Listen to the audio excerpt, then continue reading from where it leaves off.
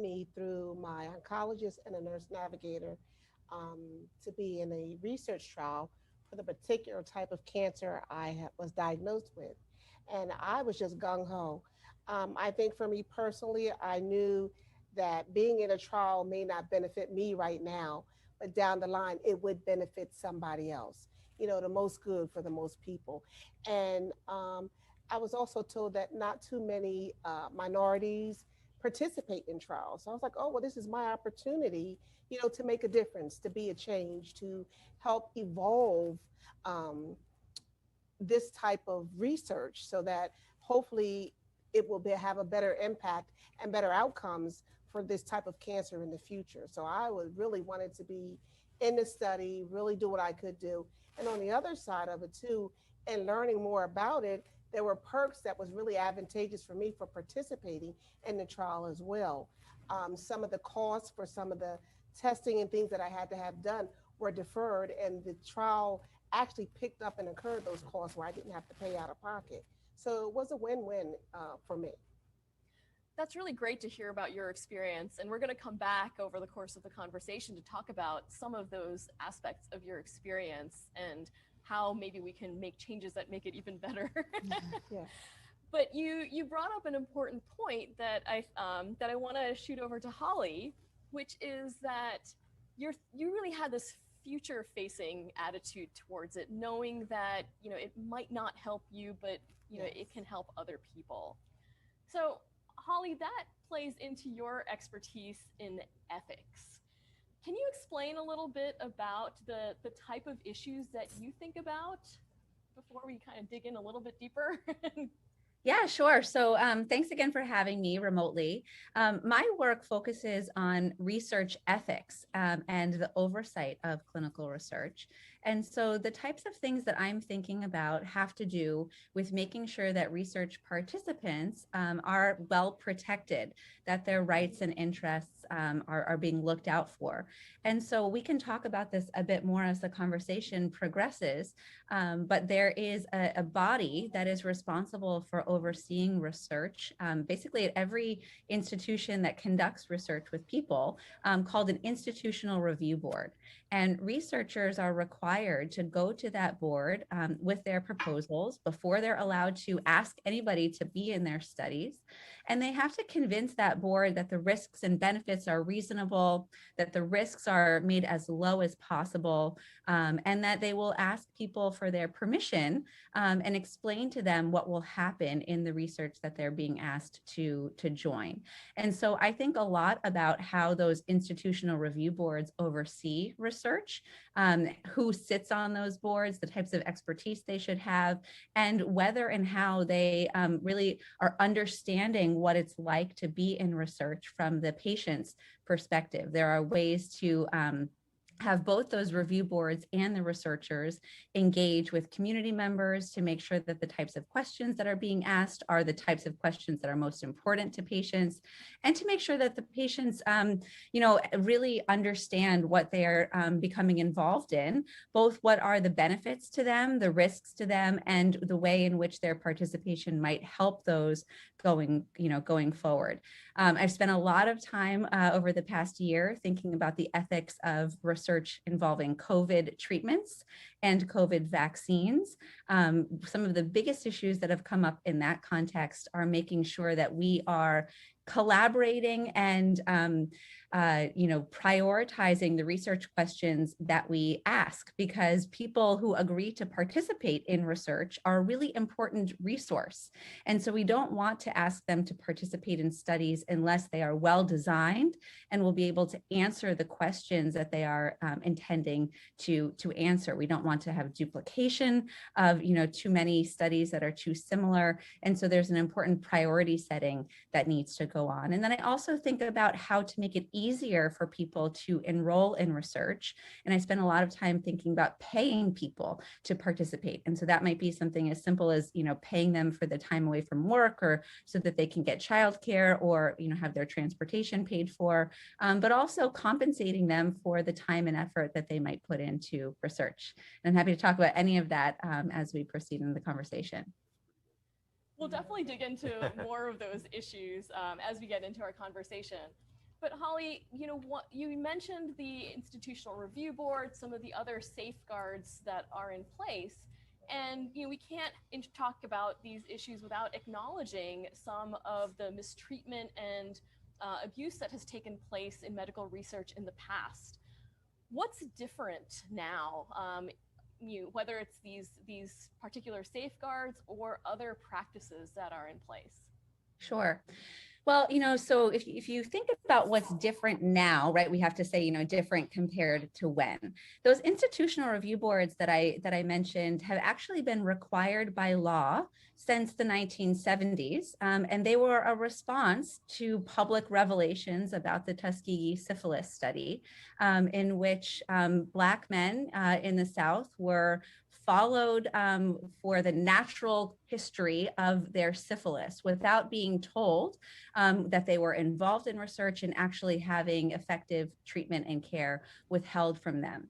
When that study became public, Congress got involved, and Congress required by law that if you got money from the federal government to do research involving human participants, then you needed to make sure that an institutional review board signed off on the research.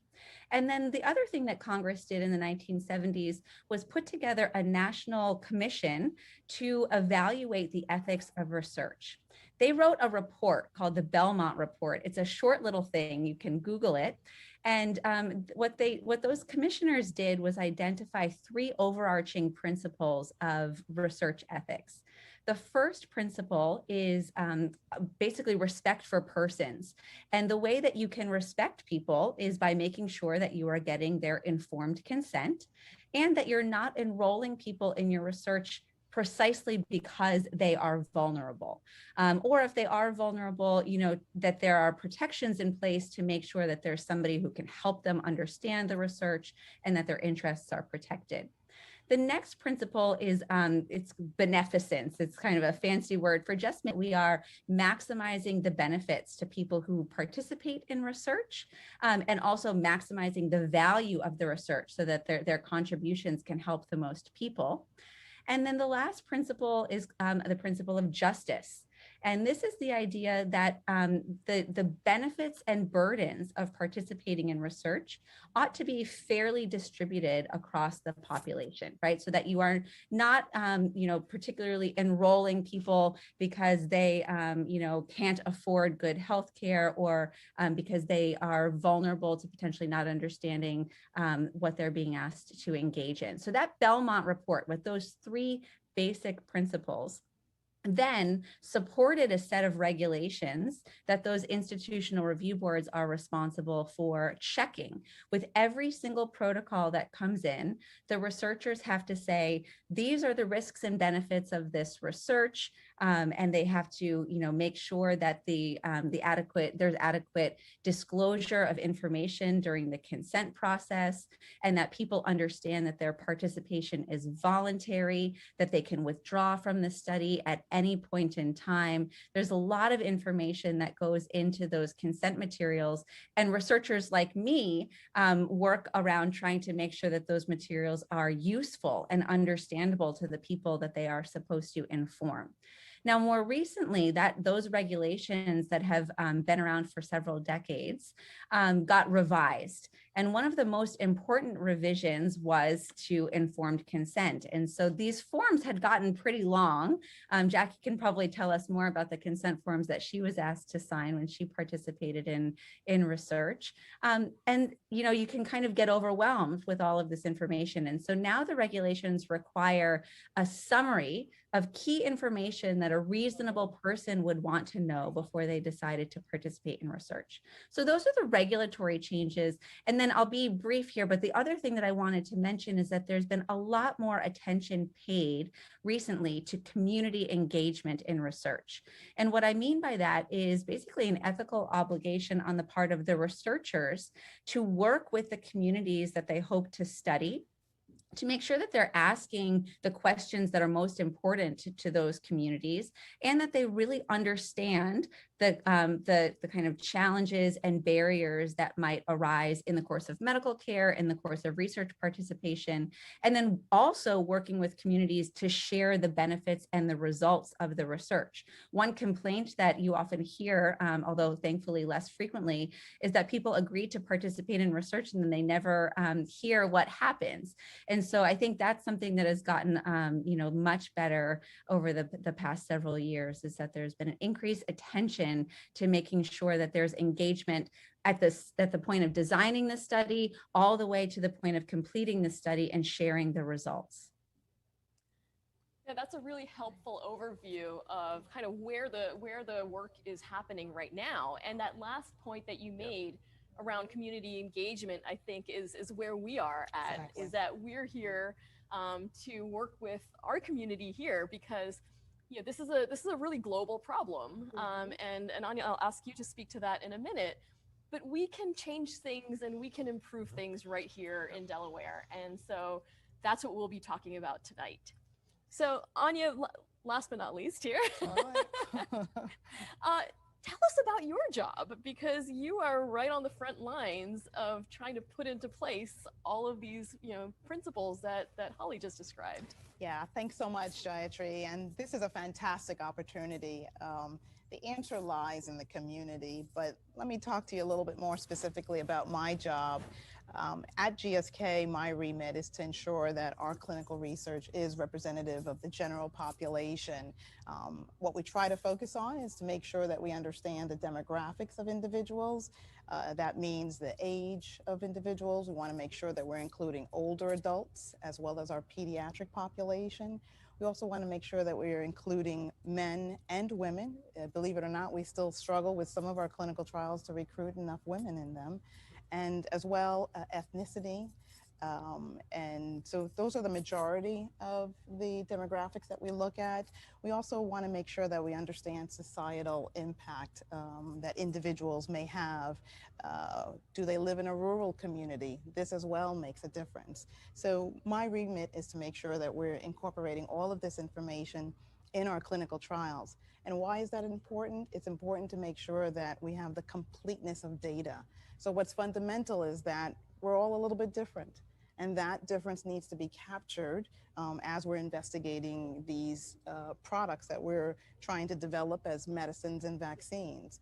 And so in order to incorporate that, we need to study it. So from a patient perspective or a population or a community perspective, individuals want to know that they're participating in the development of a medicine. It's an altruistic approach, actually. You can describe it that way. And from a societal perspective, I think that's where a lot of the power is. It's that collective impact.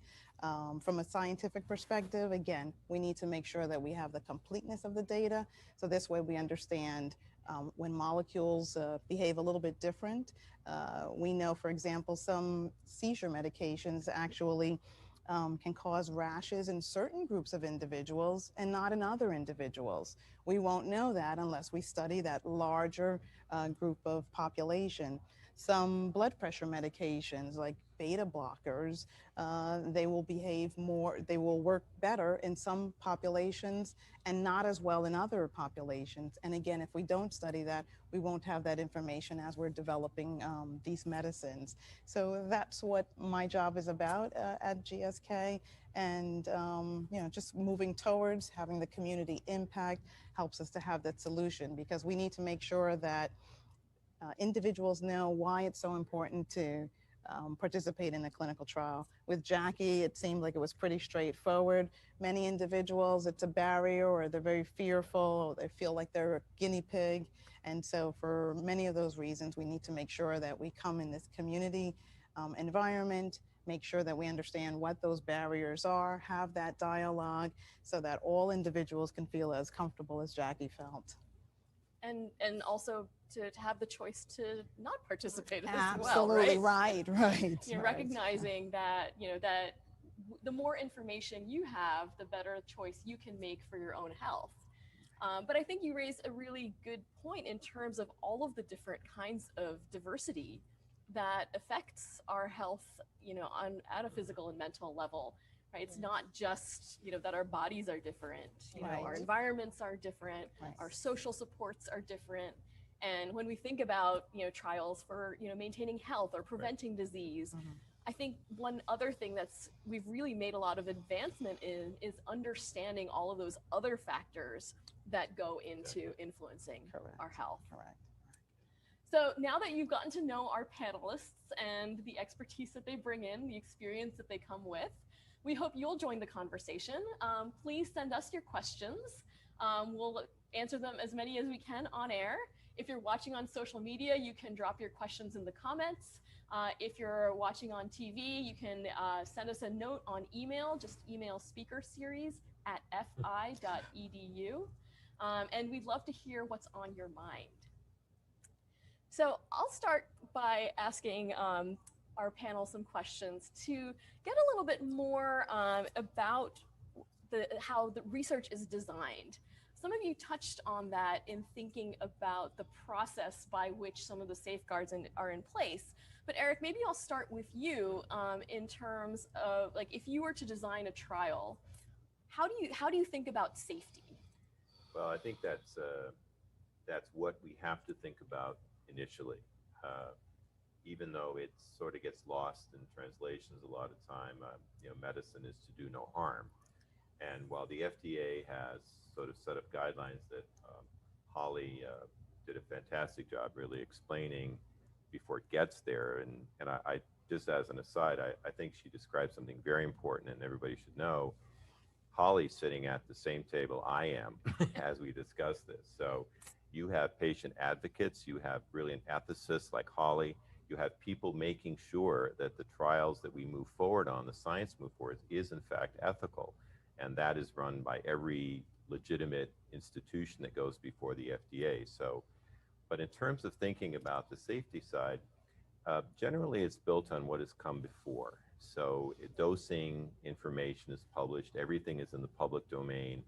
And initially, the trials were designed into phase 1, phase 2, phase 3, and essentially phase 1 was a limited number of people who basically would volunteer and would get low doses of the biotherapeutic or the drug you were testing.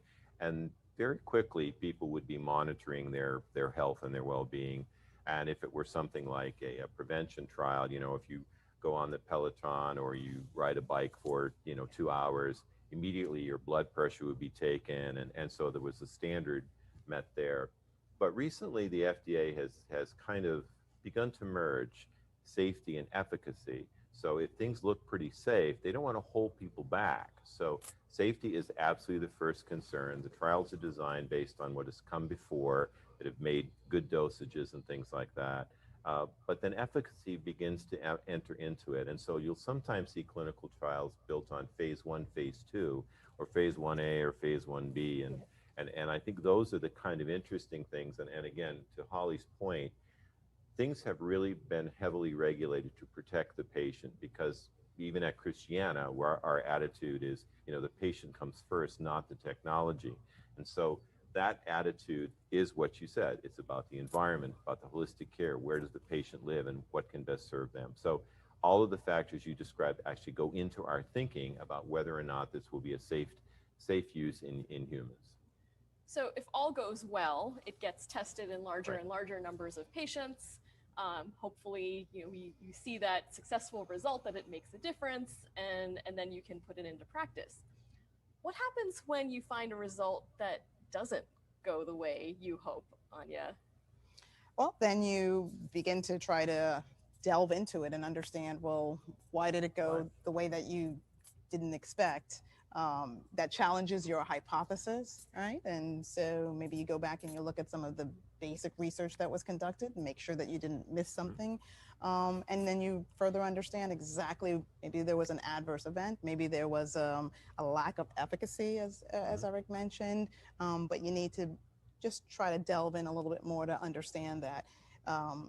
So you won't necessarily go with that clinical development plan that you had initially set up. You may pause it a little bit, but the bottom line is that information is just as valuable Right. as if it went in the direction that you wanted to. Because the bottom line is we want to make sure that we're developing the best medicines for our patients. So if it doesn't go that right way, we stop and we make sure we try to understand what exactly happened.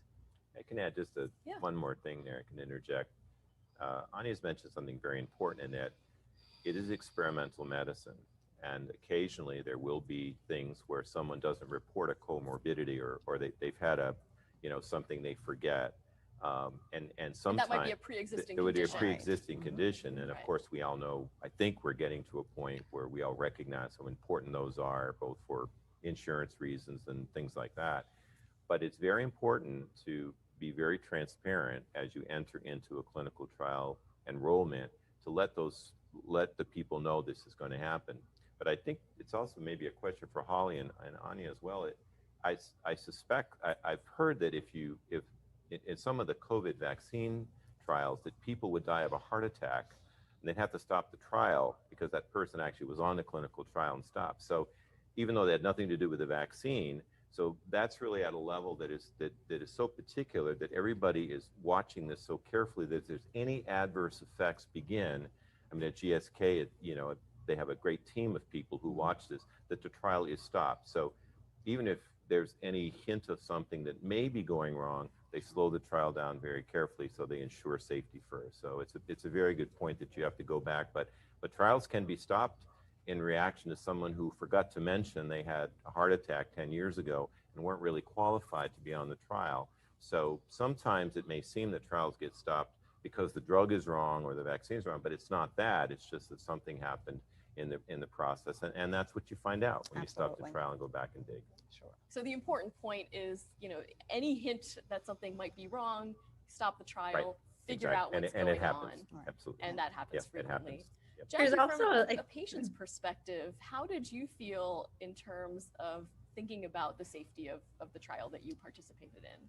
One thing that I really liked about the trial of my nurse navigators, if there was something adverse that happened or a certain side effect that they started to see more and more, they would bring me in, they would have me review the There it is. consent again, and they would actually Yep. put in that new side effect as one of the things that I would have to watch for. So they were very transparent throughout the whole trial, and they did that with me maybe 2 or 3 times because there were some side effects that they were, or untoward effects they were seeing that they wanted me to be aware of and everybody that was on the trial. So they would bring me in, bring the consent. They would say, these are the new signs and symptoms to be wary of. These have been indicated. So this is it became part of my 26-page, now 27-page consent. But like I said, they were very transparent, very straightforward. And if anything happened, they brought me right in to make me aware. So I you're was really very, seeing the science in real time. Oh, there. absolutely. I'm like seeing all of this come into fruition because it actually occurred and it didn't just start, it's already underway. So I felt very safe throughout the whole trial. Yeah. So I want to kind of touch on that with connecting it back to Holly. You talked about thinking about the risks and benefits and how we think about the greater good versus for the community for the future versus the potential benefits and risks for the individual. Can you talk a little bit about how we think about that balance? Sure. And let me also just add a few points on safety that I should have mentioned before. So a couple of other things to keep in mind. Those institutional review boards that are looking at the research proposals before they get launched also are overseeing the studies as they proceed. They are required to review the studies on at least an annual basis to make sure that the ethics are still reasonably appropriate. But if there are any what are called adverse events, basically safety concerns that happen in the study, those are getting reported to the IRB, the Institutional Review Board, and those the members of those boards will look at those adverse events and they will say, we're seeing a concerning pattern here. We want to see additional safety measures put in, or they'll say, oh, that one is not actually related to the trial. There was something else going on with that participant. There's also another type of committee called a data safety monitoring board. In many studies, the researchers actually shouldn't be peeking at the data as they're being collected because that might change how they interact with the research participants. It might actually change the results. Not intentionally, just kind of by virtue of knowing how things are going in the study, they might start to think, oh, this intervention is better than that one, even before all of the data are gathered. And so the researchers aren't necessarily looking at the data, but these data safety monitoring committees, which are often comprised of statisticians who are looking at the statistics, ethicists, other researchers and clinical experts, will look at the data as they're coming in.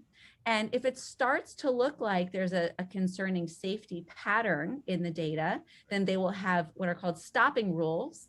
And they'll say, look, you need to stop this study. Or they might see that the intervention is working. One intervention is working better than the other. And they might be able to decide that sooner than they had expected. And so they can stop the study because they know one of the interventions is better than the other. So there are kind of lots of different entities that are responsible for overseeing this work.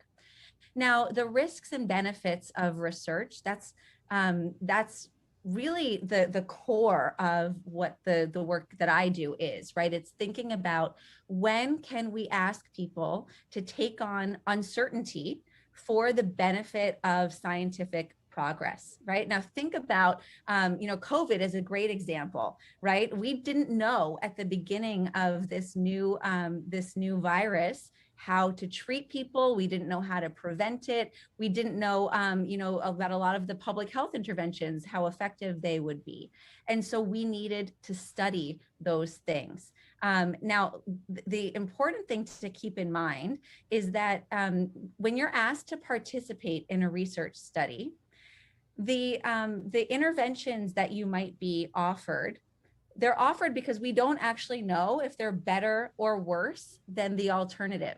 You might be offered, the standard treatment, right? What you would be offered if you were not in the study, or you might be offered some experimental intervention.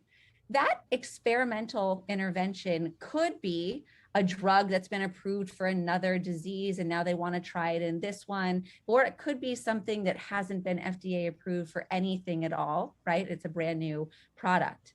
But the analysis that gets done is that it's reasonably safe and that it's reasonably uncertain which of those interventions is going to be better than the other one. If we didn't do research in a really rigorous fashion and people weren't willing to participate in research, then we wouldn't be able to get important answers about how best to treat people with different diseases or how to prevent different diseases. And instead, what would happen would be that your doctor would have to make guesses about what would be beneficial for you. And those guesses could actually have risks associated with them.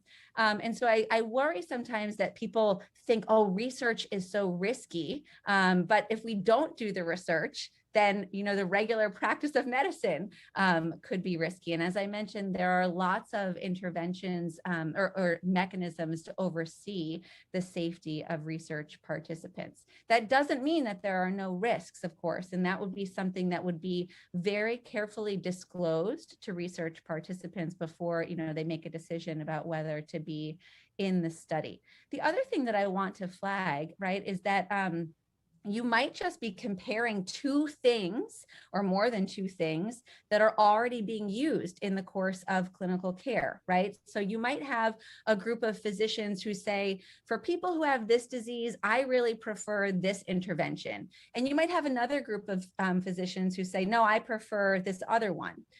You're not sure, right, which of them are better. And so there's a lot of research that gets done that's called comparative effectiveness research, where you're taking two things that are already happening in routine care and you're comparing them to one another so that you can have more certainty about how best to care for people. So I don't want people to think all research is extremely risky because you're giving people new drugs that have never been tested in people before. There are studies like that. But as was mentioned at the outset, there's a wide variety of different types of research, some of which is very low risk and some of which is more, moderate risk. But those risks will be balanced by the potential benefits either to the research participants or benefits of learning, what the best treatments are going to be for future patients. I think that's also a really important point there. Thinking about risks and benefits together, right? You don't want to have something that is, relatively low benefit but high risk. But at the same time, when you're thinking about cancer, then there's a different risk calculus involved. And that's a decision that the researchers are making, that ethicists are making, and each of us would be making as we choose to participate or not. So, we've been talking about how COVID has really brought a lot of awareness to this process. I think one other thing, if any of us have, had a telehealth medicine or, tried something different during the pandemic, we were also seeing that there are new ways, new technologies, new methodologies that are emerging in order to make it easier for people to participate. And Anya, maybe you could speak to what are the different approaches that we're trying to, make it maybe like less important to have to go to a hospital every time? Yeah, that's a great question, Jayatri. What we're trying to do, again, is focus on the patient. And I think COVID really has accelerated a lot of these efforts. The approach that we're calling it is decentralized clinical trials. And so with that, we try to make sure we understand what is it that we're doing that's overly burdensome to the patient. So with that, we might be able to utilize wearables. So technology that the individual that's participating in a clinical trial can actually wear at home and maybe measure their pulse, maybe measure their oxygen level, maybe measure their mobility. So that's an assessment that can be done at home. Another approach that may be part of that decentralized clinical trial approach is having nurses come to your home and do the assessment there. So this way you don't have the burden of perhaps going to a hospital or a clinic. As well, telemedicine. So you may not be wearing a wearable, or you may not have the nurse come, but you'll be able to dial in through a link and be able to speak to the investigator virtually. So these are multiple technologies that we're trying to utilize in order to make sure that our protocol, the whole process, is not overly burdensome, that it'll wear a patient out or maybe convince them to drop out of the clinical trial. But the bottom line is just trying to keep them in focus. What's not so technologically savvy, but just as relevant, and we're all trying to do more so, is bringing the voice of the patient into the clinical trial. So we do that as we're developing the protocol. We actually have patient panels, and we'll go over maybe a first draft of a protocol. We'll get their input. Do we have too many assessments? Is it way too onerous? Is it too far? Are some of the studies too intrusive or invasive? So we creating the protocol is not really going to recognize that level of burden, but having patients or lay individuals come in and read that protocol provides that assistance. So it's not technology, but it's the voice of the patient, and it really helps us to get it right. That's such an interesting part of the process that we haven't touched on yet. How would you get involved in that? That's for a challenge, for somebody who might be interested in playing that role. Sure. So what we try to do is we collaborate with patient organizations, and we'll share with the patient organization that this is a desire of ours to be able to do that, because there's such large bodies of individuals that have a common disease. That's one way. We may advertise, we may put it on our website that this is an approach that we're doing, but the patient organization is the most popular way that we can reach out to individuals, let them know that this is what we're doing, and invite them in. So that's a great network to tap into if you are part of a patient organization. That's something that you could potentially ask about. I want to throw a question out from Betsy Price, who asked this on Facebook. We talked about underlying conditions before. Do most trials insist that you have to be completely healthy to participate? Looking at Eric here. No, in fact, I think that's, we anticipate that there are sort of secondary things that happen. I mean, we have a program advancing towards sickle cell disease. The genetic medicine has given us hope that we might be able to at least successfully treat that disease by fixing the mutation that causes that. And unfortunately, sickle cell patients have a lot of other conditions associated with it. There's a bias and a tendency in the scientific community. Well, there used to be, I think this has changed, in that we see the disease as part of the gene and not as part of the patient, as Anya was talking about. So we don't anticipate that at all. And in fact, most patients probably have multiple types of comorbidities. We call it a fancy word for other things that are bothering them, or the diseases. Many AIDS patients died of fungal infections because their immune system was so badly suppressed. They didn't really die of the virus, although that predisposed them to do it. So again, as long as there's, transparency in that, you won't be excluded from that. You could very easily be put into this trial, but I think Holly touched on this. There's so much interaction going on that GSK may be running a trial and they have a cadre of patients who aren't really qualifying, but they'll call ChristianaCare. And ChristianaCare says, we have a trial these people will fit into. And at ChristianaCare, every month, there's a monthly meeting that goes on. I've seen Jackie there, and there's a report on every single trial that's enrolling.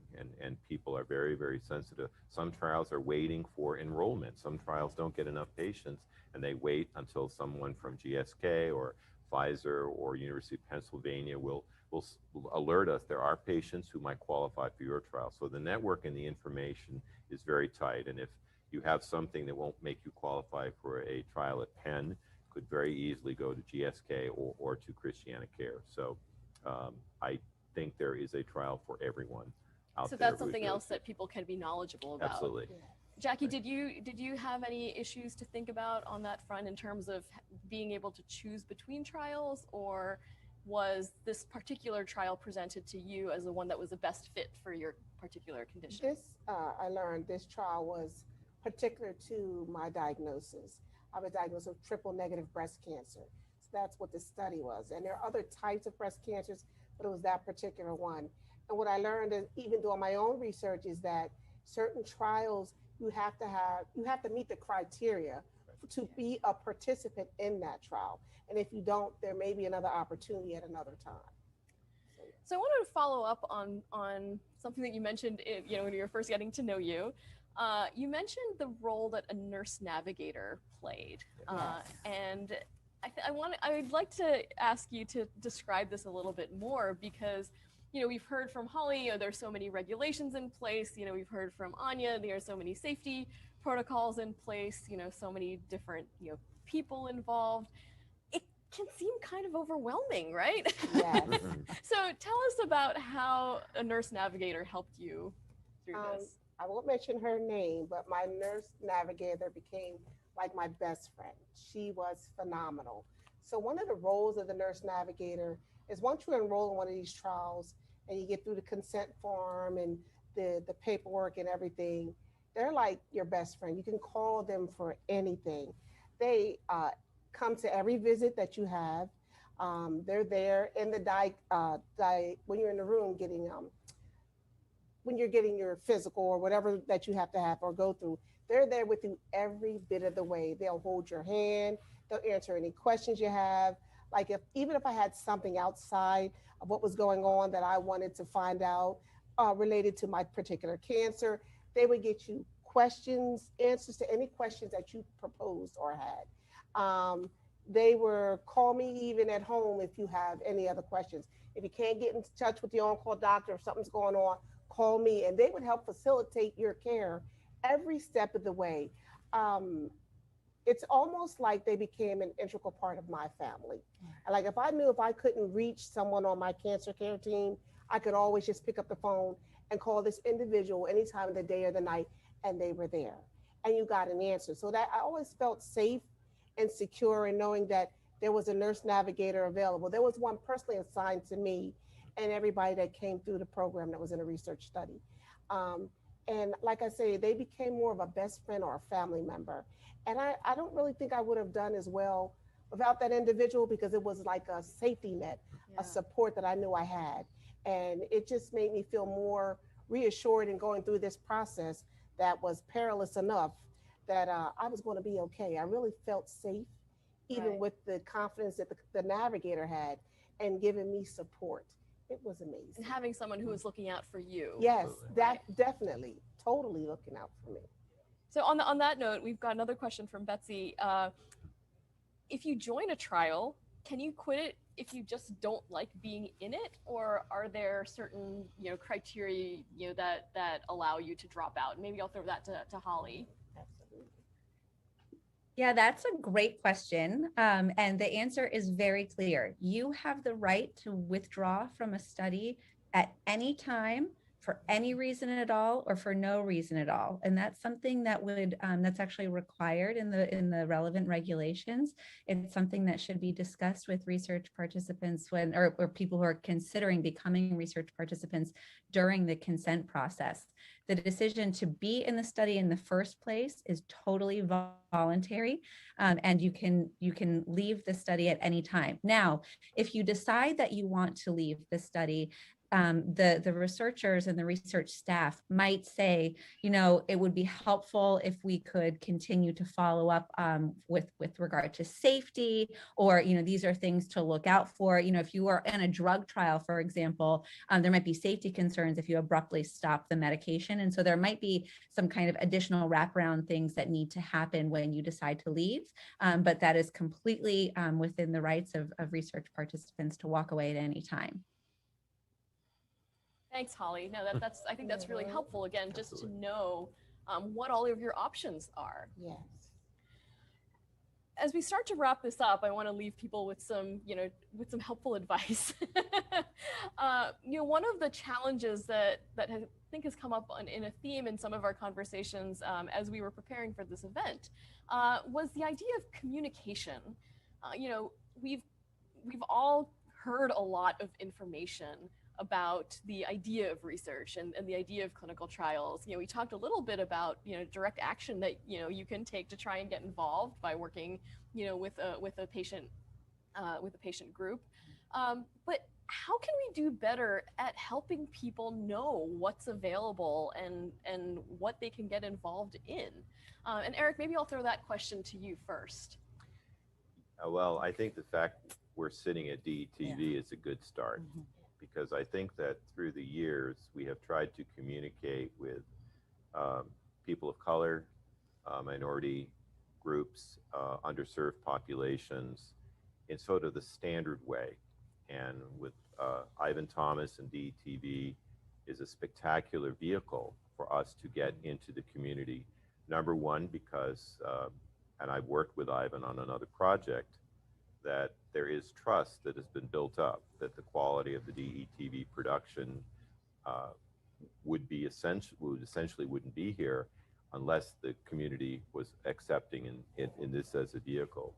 And you and I, Geoffrey, have worked together on other projects, and so when we started thinking about doing this, I was so happy that you said, this is the vehicle we need to do it with. So I think the message is not just reaching out. Everybody reaches out. We want to reach out, but it's really how you reach out that is important. And I think that's changing. I mean, we have a production going on with DTV on sickle cell anemia, and how is it that new technologies can affect that in some ways.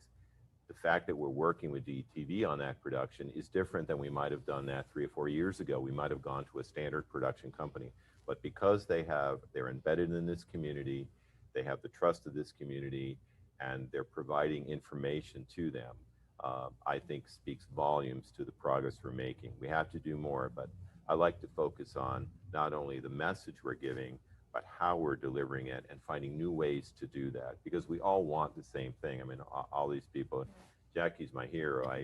And it's amazing, this woman's life. It's been hard to sit here. I'm sinking lower sitting next to her, believe me. But I think she's a hero, and I think getting Jackie out in front of people to talk about her story and what she's done it's how we deliver the message, and rather than just kind of the same old vehicles. I think that will begin to penetrate that long needed interaction. And Jackie, you're out there talking to folks. Yes. What questions do you hear from people? Actually, surprisingly enough, from a lot of minority groups that I've talked to, they want to know how to get into research Right, studies. yes. I mean, you guys want to know how to get them in, and they want to know how to get in. Like, we a gotta good do problem. better and bring people together. what do I need to do? Who do I talk to? You know, that's what I find out a lot when I give talks to different groups. I think that's a really exciting opportunity for us because I think our discussion today hopefully has touched on this, that research can be a part of health, Right. that we don't have to only have these conversations in a doctor's office. Correct. Right. So, leave us comments. Where do you talk about health? Where do you get together with other people who might be interested in thinking and learning together about how research is part of all of the solutions that we think about? I want to end on thinking about why this discussion is so important now. This has been an issue for so long in terms of advancing research. But Eric, just kind of coming back to where you started, is that there's research happening today for which understanding the diversity of people and health is crucially important. Right. It's really arisen out of the change we have in the development of drugs is always going to be essential. Pharmaceuticals will always be important, but there is an opportunity to treat inherited diseases by using genetic medicine to educate the cell to repair itself. And we have now a couple of tools in our hands to do that. And so the underlying DNA sequence of individuals, and Anya beautifully mentioned how different we really are, that's actually reflected at the level of the DNA. And the sad news is, over the course of probably the last 20 years, we have had almost no advancement in the deposition of DNA sequences from the African American community or from the Latino community. And so what we end up with is developing wonderful genetic medicines that are based on the databases we have and the information we have, which are European Caucasians. So we need to desperately not only get more people to engage in clinical trials, but also to just donate samples so we can expand our database, so we can develop drugs and genetic medicine for a wider diversity. And that's really what has come about, I think, because of the evolution of these new genetic tools. It taught us that we all are slightly different. And a drug, although targeted therapies are very specific and change from person to person. So as we get more sophisticated and more precise in precision medicine with our drugs and our treatments, we actually need to know and gain a bigger database of many different diverse communities so that we can now develop tools and genetic medicine that will affect everyone equally. And I think that's been a rude awakening, frankly, for the scientific community. Anya, did you want to add to that in terms of some of the things that you're seeing coming down the pike? Yeah, it's the focus on the patient and understanding the uniqueness and making sure that we develop molecules that can address those unique aspects of individuals. So this is a great time to be in medicine. Great advantages for our patients. We just need to make sure that we're getting that information out there. So what you all are doing here is fantastic. I'm happy to be part of it. We need to do more of it. I think that's something that I reflect on a lot, is that, all of us are the same in so many ways, but it's the little things that make us different that can make a big difference in our health. And with the technology that we have today, we're better able to target those little differences. Right. But at the end of the day, we're still all on the same team. That, there's so many of us who are thinking about everybody's health, thinking about keeping everybody healthy together. And I think the conversation that we've had tonight is just a start on thinking about how we bring all of these perspectives together. So with that, I want to share a comment from Lossie Freeman, which I love. Such an important topic tonight. Thanks to DETV for this relevant and quality programming, and thank you to your guests. So I couldn't have said it any better. This is just the start of this conversation. By working with ChristianaCare, with DETV, we hope that this is a conversation that will continue. We have a survey on our website where we'd love to get your thoughts as you learn more about this. Just go to fi.edu/medical-research-survey. And we'd love to hear your thoughts on what you're learning, what you're thinking, and how we can move forward together. I'd like to give another big thanks to all of our panelists, to Holly joining us remotely, and to all of you who are joining us for this important conversation tonight. Thank you, stay healthy, and we hope we'll keep seeing you in the future.